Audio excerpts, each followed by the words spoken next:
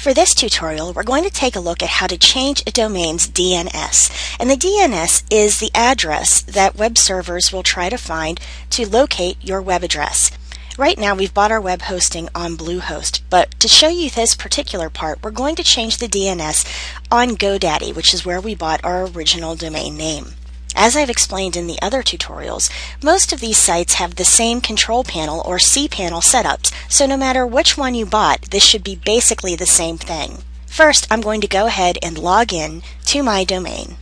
Once I'm into GoDaddy, I'm going to go to the domain dashboard of which page I'm trying to work on, and this one is WordPressTutorialHub.com. I'm going to scroll down.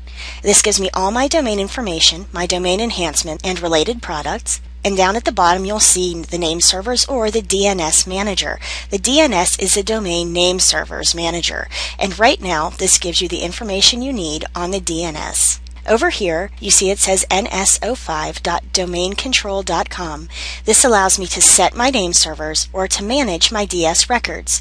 Now if I want to, say, use the Bluehost hosting that I'd gotten earlier, I could go into the domain manager, pull up my name servers tab, and it shows me what right now my DNS is for this site, which is ns1.bluehost.com, and it also shows me the IP address. So let's say that we actually bought our web hosting on GoDaddy but had bought our name from Bluehost. So what I would do to change the name servers would be either to click Set Name Servers and then choose whether you want to park your domain, if you want to forward your domains to your correct website, if you have a hosting account with domains, or if you have specific name servers for your domains. Let's say that I wanted to redirect from the website that hosts my name to the actual website that I have on my hosting.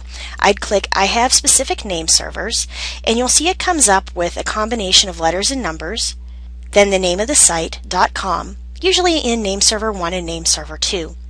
If I go into Bluehost and look into my name servers, it'll give me ns1bluehost.com and ns2bluehost.com. These are my two correct name servers that I wish to change those to. So I'm going to right-click, hit copy. I'm going to go back into my domain manager, go under the name server, and I'm going to paste, either by right-clicking and hitting paste, or Control-V or Command-V, depending if you have Windows or Mac. And I'm going to grab the second one as well and make sure that I've got the correct name servers under my name server box. You can also add more if necessary. Or as I said, you can forward your domains. So let's say you have an old website and you want all of your domains to forward to your new correct website. You can also click on that and it will show you how to forward your domains so people will be taken to your correct current site. And then click OK. Once that's done, it usually takes between 2 hours and 2 days for your name servers to be set correctly, but that will ensure that if someone comes to your website's name, they'll be taken to your current site.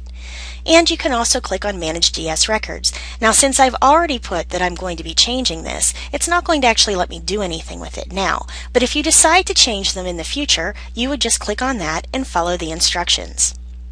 This also shows you your DNS manager, and if you need your calendar, email, fax, or any of that DNS information, this is the information for those.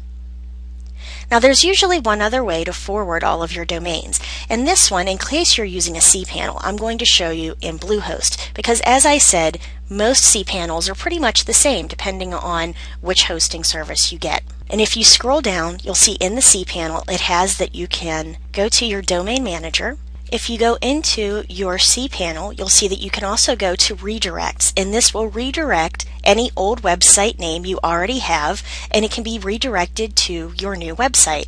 So what you would do is make it permanent or temporary, and then put in all public domains that are under the name that you have bought. In this case, it's going to be WordPressTutorialHub.com. And also if you have a backslash, so let's say if you have a subdirectory that is members or specials, something like that, you can put that backslash in that subdirectory in and then redirect it to the website where you want it to go. You'll also have a choice if you want to only redirect if people type in www, if you want to redirect with or without www, because not all people use the www at the beginning, or if you don't want to redirect if the person uses www.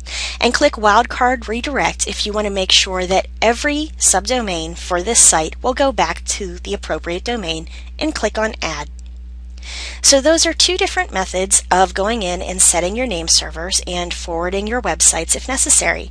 I hope you enjoyed this tutorial, and I look forward to teaching you the next time. Thanks for listening.